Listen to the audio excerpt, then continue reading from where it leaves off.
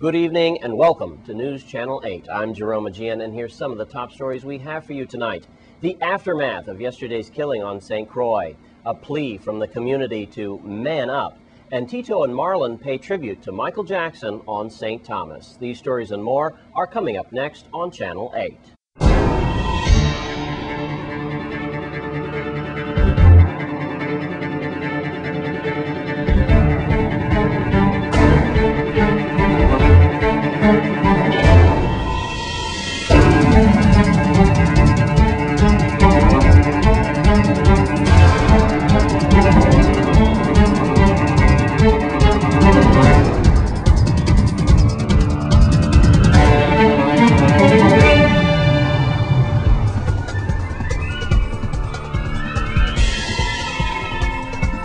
In our top story tonight, we now know the identity of the 18-year-old boy who was shot and killed yesterday in the Catherine's Rest area of St. Croix.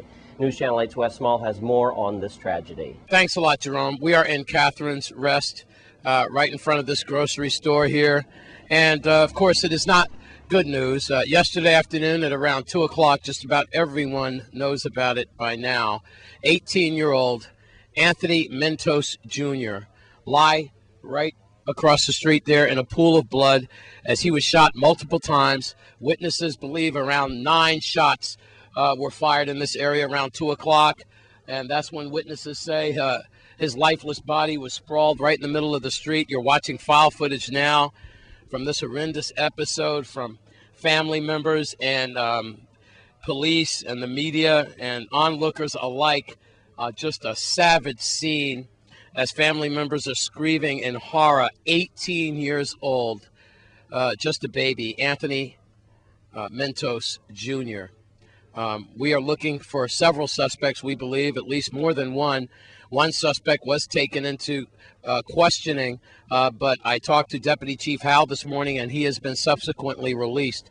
VIPD are feverishly working on this case. As a matter of fact, one of the leading homicide detectives is inside right now talking to the proprietors of this grocery store about some more facts. Now, I just got off the phone with Melody Rames, and I have to tell you that Deputy Police Chief Howell is commending the Zone A Police Command on St. Croix under Lieutenant McGrath.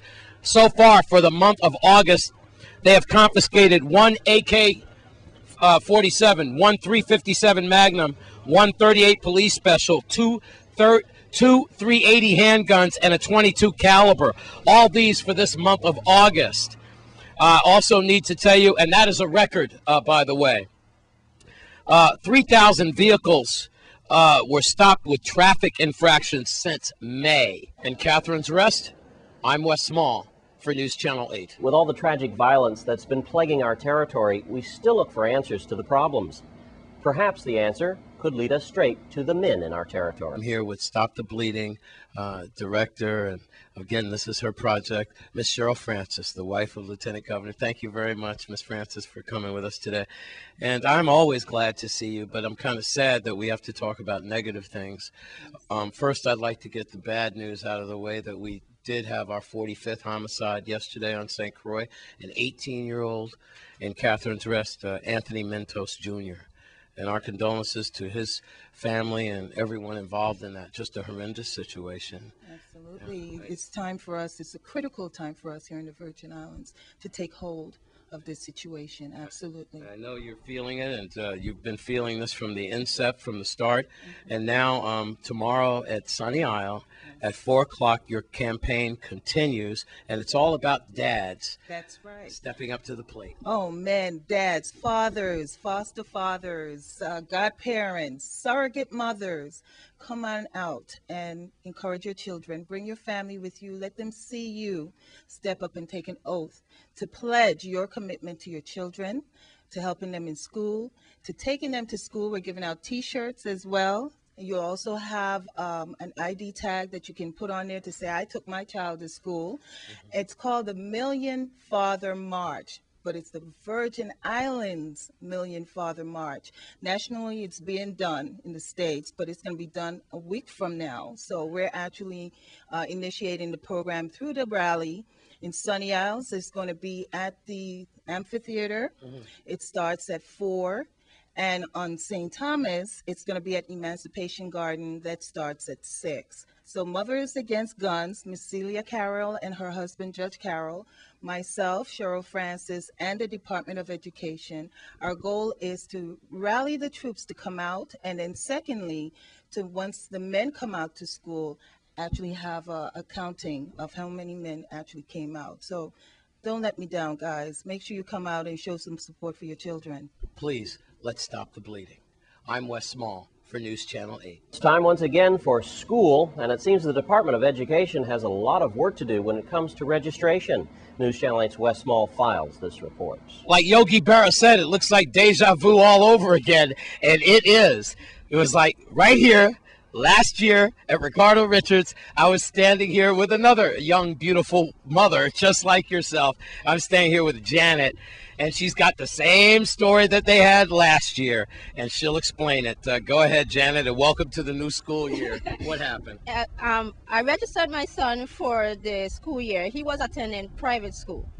Got his report card in June, registered him for public school in June. I live at Ginger Thomas. Gave the paperwork that he would be attending Ricardo Richards, and told him what he needed to wear, his uniform, everything. Bought the uniform, brought him down today. His name is not on the list. His options are to go to Lou Muckle, Alfredo Andrews, or Charles Emmanuel School. Now, this is the situation. I live 2 blocks from the school. Now, if he go any other school, I'm going to have to leave my job to pick him up, bring him to someone, and go back to school. That is time that's going to be coming out of my check and gas. In these times, it's not acceptable. The superintendent, somebody needs to do something. There's other people in the same situation.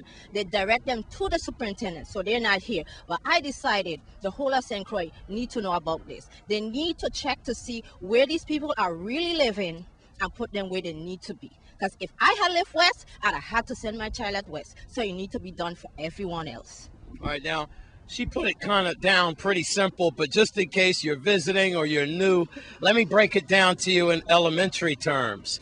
This happened last year, same channel, same time, same situation, where a mother bought her child or children from another school, either from another public school or private school, registered in June, which is ample time for the authorities and parents to get their act together. The parents did their part by buying uniforms. Now, it'd be a different story if all schools wore the same uniform, but that's not the case. So now you're asking a parent to buy the school supplies for that particular school, and then lo and behold, here we are a few days away from the child going to school, and you tell them that there's no room. Gary Malloy, superintendent of schools, the commissioner of the education commissioner, who is she again? I'm sorry, I'm a reporter, but I really don't, and it's not like I'm slow. I have been forgetting, but I've never seen that education commissioner at any one of these stories. We're at Ricardo Richards, but we have no idea where Janice is going to be sending her child for the school year. I'm Wes Small for News Channel 8. Tribute to Michael Jackson is up next. Stay with us on Channel 8.